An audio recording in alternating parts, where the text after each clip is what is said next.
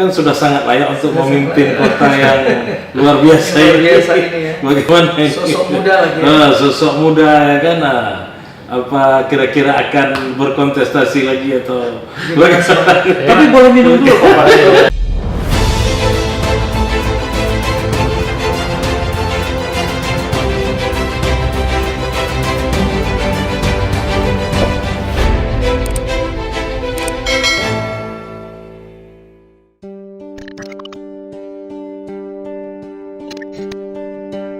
Tapi saya tahu itu berjalan.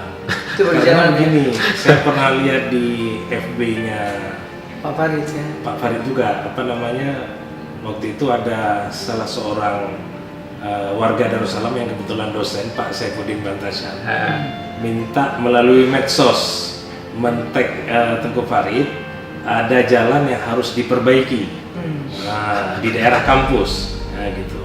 Dan itu cepat, dan 2 hari kemudian petugas dinas sudah turun. Kan ini kan berarti menjadi mata telinga dari apa yang diinginkan masyarakat. Padahal kalau kita pikir Pak Saifuddin Bantasyam itu warga Aceh besar. Ya kan begitu ya kan. Beliau kan tinggal di Darussalam, Kecamatan Darussalam itu kan masuk dari Kabupaten Aceh Besar. Tapi semua itu direspon ya kan. Apalagi memang kejadiannya di Banda Aceh kan. Jadi direspon cepat begitu. Nah, responsif ya. Betul responsif. Dan kita juga bisa lihat kan Pak Farid juga orang yang sangat familiar bersosial media, dan saya lihat sangat komunikatif ya. Dan ini sebenarnya bisa menjadi wadah juga untuk bisa dekat dengan masyarakat.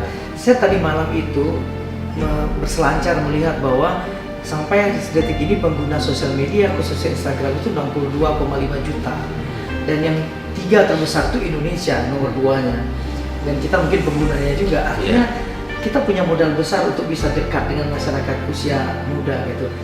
Pak Farid bagaimana melihat ini bisa mempunyai jembatan khusus ke orang muda ya Abu ya?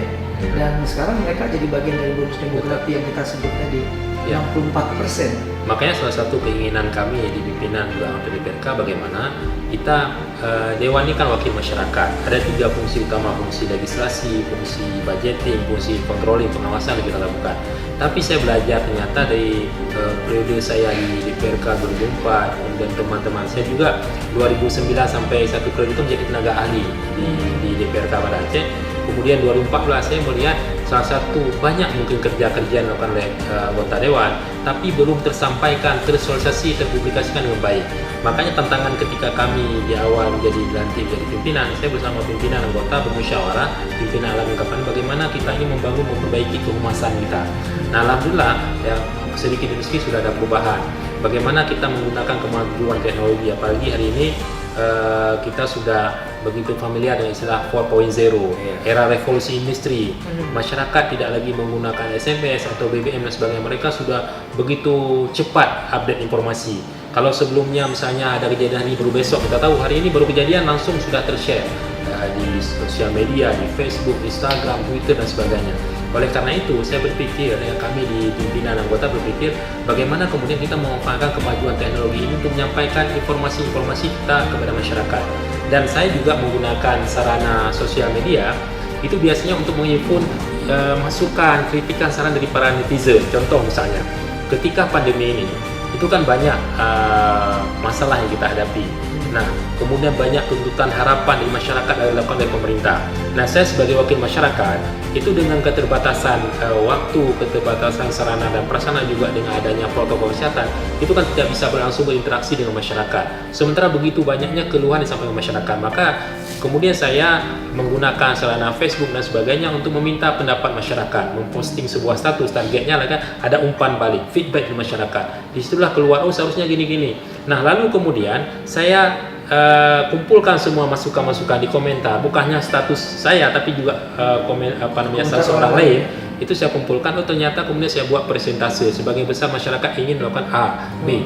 Nah, kemudian saya kumpulkan pendapat dari pimpinan anggota dari masyarakat yang melalui japri ke saya. Lalu saya kumpulkan jadi sebuah resume. Nah, ketika rapat dengan pengambil kebijakan, dengan Pak Wali, dengan unsur Prokopimda, itu selalu saya sampaikan. Setelah selesai, kemudian saya update. Saya sudah sampaikan ini hasilnya gini-gini. Artinya apa? Masyarakat tahu bahwa wakil mereka sebagai pimpinan lembaga saya sudah mencoba berjuang. Nah perjalanannya kemudian tidak semua terrealisasi itu nggak masalah kan, penting kita transparan. Jadi menurut saya partisipasi baru akan meningkat kalau transparansi itu terwujud.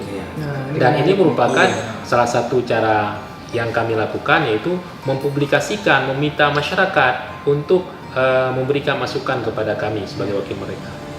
Partisipasi meningkat karena transparansi baru bisa terwujud ya. Kalau transparansi terwujud ya. Jadi ini kayaknya selain kerja sebagai ketua DPRK masih sempat membaca juga nih resume dan lain. Ini serahnya satu hari aja nih. Kayaknya nggak tidur ini. Tidur. Ya normal saja, biasa aktivitasnya biasa baru tidur di jam 12 kan. Subuh udah bangun.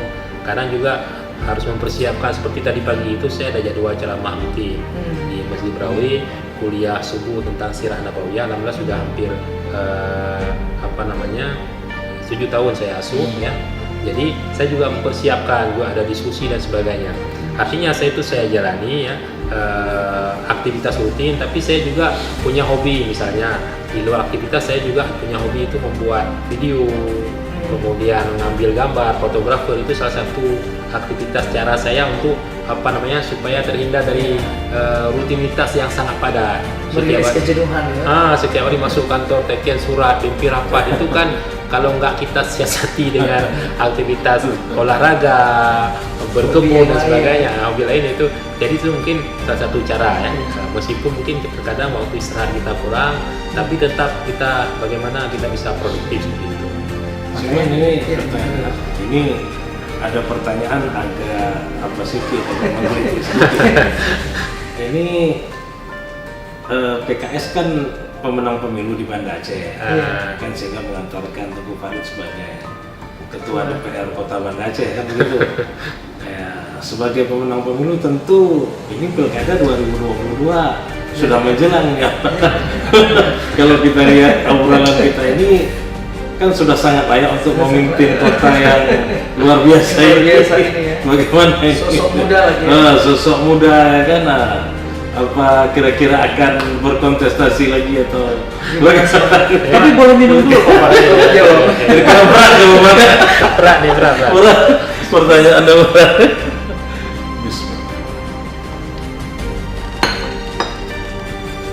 Memang ini kecerdasan Pak Musani ini. Sejak awal saya mendengar jangan ada masuk. Tapi sebenarnya gini Pak Farid, di samping pertanyaan Pak Musani tadi, kita juga sebenarnya ada titipan pertanyaan karena di Jendela Musa itu banyak juga saran-saran kayak kemarin wawancarilah Bu Iliza gitu. Ada yang kangen-kangen gitu kan. Dan masyarakat yang namanya muda pasti dia pingin yang muda juga kan. Yang seaspirasi lah gitu. Walaupun ya semuanya kan takdir semua gitu. Betul. Gimana nih jawabannya? Ini berat memang. Nggak cukup 1 gelas kopi ini. Jadi emang secara pribadi banyak yang menanyakan kepada saya terkait bagaimana nih kan kontestasi. Kemarin saya ikut acara HUT Bayangkara juga ada pejabat menanyakan kepada saya. Saya kan seperti ini.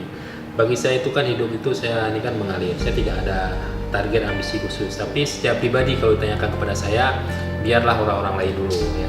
Ada orang-orang terbaik ya untuk memimpin Kota Banda Aceh. Artinya untuk saat ini saya diamanahkan oleh partai, oleh masyarakat untuk memimpin lembaga DPRK. Saya ingin menunaikan amanah ini sampai tuntas 2019 sampai 2024 karena ada satu target saya, bagaimana kami bersama pimpinan anggota DPRK menjadikan parlemen kota ini parlemen yang modern ya, menggunakan kemajuan teknologi, kemudian bagaimana aspirasi masyarakat. Makanya kita sudah sedang meminta kepada sekretariat DPRK merancang aplikasi-aplikasi sehingga nanti masyarakat mudah menyampaikan aspirasinya meskipun mereka tidak datang ke DPRK. Kemudian ada juga kegiatan-kegiatan program, mereka bisa mengakses informasi bagaimana membahas kanun di Banda Aceh, itu bisa diakses informasi dengan mudah. Atau mungkin ada kita di kampus, dari sekolah yang mereka belajar bagaimana sistem rapat dan sebagainya. Nah itu ada cita-cita saya yang belum terwujud bersama pimpinan anggota DPRK. Jadi untuk saat ini memang saya secara pribadi menunaikan amanah ingin fokus dulu di DPRK ya, lembaga legislatif. Nanti kalau enggak dikatakan orang ini kok enggak bersyukur seperti itu. Tapi ya saya sebagai kader partai tentu harus siap dimanapun. Tapi secara pribadi kalau ditanyakan kepada saya saya untuk saat ini Ya, kita masih tunaikan dulu. masih diberikan amanah seperti itu. Jadi bagaimana Allah berencana lain nanti kita lihat Ya. gitu ya. Begitu. Dan sebelum kita closing nih Pak Farid, ada yang relevan dengan apa juga yang disampaikan oleh Abang tadi, bahwa cita-cita itu kan nggak boleh berhenti ya. Betul. Tadi kebetulan sebelum sini kita ketemu dengan salah satu anak muda Aceh yang dia buat satu produk sabun cuci piring, kemudian mentok jalan lagi, sampai akhirnya dianugerahi inovasi oleh Inggris. Betul. Yang kita nggak pernah tahu, nomor 2 di Indonesia dan nomor 2 dia di dunia dengan inovasi seperti itu, dengan mengambil bahan baku yang ada di sekitar kita. Ini kan DPR kan pasti memikirkan juga tadi tuh mendekati anak muda seperti itu. Seharusnya dia mendapat perhatian juga dari pemerintah kota ya. Pemerintah Ya. kota gitu. Ini gimana caranya agar misalnya orang-orang muda yang punya prestasi bagus itu bukan saja terjaring tapi diketahui banyak orang. Betul. Wah, ternyata ada loh orang baik di tempat kita yang berprestasi. Ya, kita juga pernah dengar bukan sabun marah piring ya. Iya. Ya. Jadi memang ini juga jadi satu potensi yang luar biasa di Kota Banda Aceh, bahwa ada warga Banda Aceh, anak muda kita, mereka itu punya potensi yang luar biasa yang mungkin selama ini dengan segala keterbatasan yang mereka miliki, tapi mereka masih bisa berprestasi. Dan tentu kami di DPRK Banda Aceh sangat terbuka dengan berbagai masukan ya, karena juga ada anggota kita yang selama ini juga mendampingi misalnya program-program inovasi yang dilakukan oleh warga, oleh masyarakat bagi orang-orang muda, dan kita memang siap mensupport mereka. Dan kami juga terus mendorong pemerintah sesuai dengan kewenangan tupoksi yang kita miliki, mendorong pemerintah melalui dinas terkait, misalnya ada dinas koperasi, UKM, perindustrian, perdagangan. Ini kita dorong agar bagaimana sesungguhnya bibit-bibit unggul, ya potensi-potensi yang ada di Kota Banda Aceh ini perlu dilacak, didata, kemudian diberikan pendampingan, kalau perlu diberikan modal usaha. Akan sangat miris kemudian kalau misalnya mereka itu justru berprestasi tapi kurang mendapat support dari pemerintah. Dan kami sebagai wakil masyarakat tentu akan terus mendorong pemerintah untuk memberikan terbaik bagi warga Kota Banda Aceh. Dan memang kita mengetahui bahwa dengan komposisi tadi anak muda yang begitu banyak, masih ada potensi-potensi lain. Maka yang terus kita dorong secara pribadi dan juga lembaga kepada pemerintah kota, itu kita meminta agar orang-orang muda itu diberikan peran di Banda Aceh dan Penurunan. Makanya hari ini sebuah kesyukuran juga bagi kita. Kalau kita lihat komposisi pejabat itu sudah banyak orang muda. Ya. Camat itu hampir 70% itu udah usia di bawah saya tuh, di bawah 40 saya lihat. Nah, kemudian juga beberapa kepala dinas, SKPK. Tapi bagaimana kemudian juga kita mendorong agar perhatian pemerintah terhadap inovasi-inovasi atau potensi-potensi yang tadi yang ada di masyarakat itu harus diangkat, diorbitkan, dan kemudian diberikan pembandingan dan juga disupport seperti itu. Iya, luar biasa. Ya, kalau inilah yang kita harapkan dari konten yang kita apakan hari ini, supaya anak muda kita ini melihat bahwa maksudnya usia muda itu memang harus dimanfaatkan sebaik mungkin untuk berprestasi. Jadi bukan berprestasi itu harus menunggu menjadi tua, tapi di usia yang sangat muda pun sudah bisa berprestasi. Yang penting tadi punya kemauan untuk belajar dan punya kemampuan untuk merasa. Itu yang paling penting. Punya kemauan untuk belajar dan kemampuan untuk merasa. Ini pelajaran yang paling penting bagi milenial kita. Kalau ini terpenuhi, insya Allah keberhasilan itu akan tinggal menunggu waktu saja ya kan. Ada satu lagi yang sangat penting, Bung Sanif dan Dr. Endai menjadi pemicu semangat saya. Saya punya juga Pak Jargon atau apapun namanya. Bagi saya, mencoba dan kemudian gagal itu lebih baik daripada diam. Iya. Nah, jadi kita coba aja. Kalau ada sebuah tantangan, coba aja. Setelah kita coba, mungkin gagal, situlah kita bisa belajar. Dibanding kita nggak mungkin, akhirnya kita nggak pernah mencoba.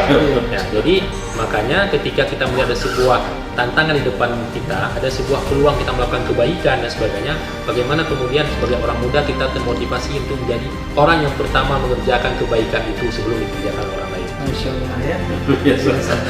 Ini apalagi kalau kita ngobrol sambil kita mencicipi menu masakan yang di YouTube ya Pak Farid. Kapan-kapan ya. Aku pernah lihat ya di YouTube ya Pak Farid. Masih sempat tuh hebat sekali ketua DPRK Banda Aceh, masih bisa menyalurkan hobi, tapi rapat-rapat tidak tinggal, leadership tetap berjalan seperti itu.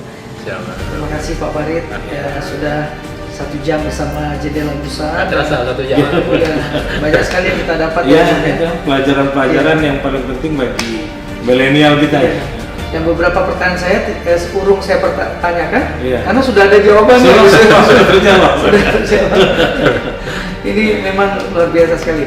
Makasih Pak Farid, semoga selalu sehat, jauh dari penyakit, terus semangat memimpin dan memberikan inspirasi kepada anak muda dan kita juga semua yang dari Kota Banda Aceh, dan juga spiritnya luar biasa Bu ya. Terima kasih juga kepada Dr. Hendra Musani yang sudah menyambangi saya, menyapa saya, mudah-mudahan sharing ini bermanfaat bagi yang menonton bagi warga kota. Iya. Sahabat Musa, demikian perbincangan kami dengan Ketua DPR Kota Banda Aceh, Bapak Farid Jaumar. Kami yakin pasti sangat inspiratif sekali, banyak informasi yang bisa menjadi khazanah pengetahuan baru bagi kita semua. Terlebih lagi bagi Anda, kaum muda, untuk tidak membatasi cita-cita dan kemauan kita untuk maju. Seperti kata Pak Farid tadi, kalaupun ada rintangan, cobaan itu bisa menjadi skala prioritas kita untuk melihat bagaimana rencana kita di masa depan dan apa yang harus kita pertajam untuk menyongsong masa depan yang kita cita-citakan. Demikian saja Jendela Musa pada kali ini. Sampai ketemu lagi dalam episode berikutnya. Tetap semangat dan terus berkarya dimanapun kita berada. Assalamualaikum warahmatullahi wabarakatuh.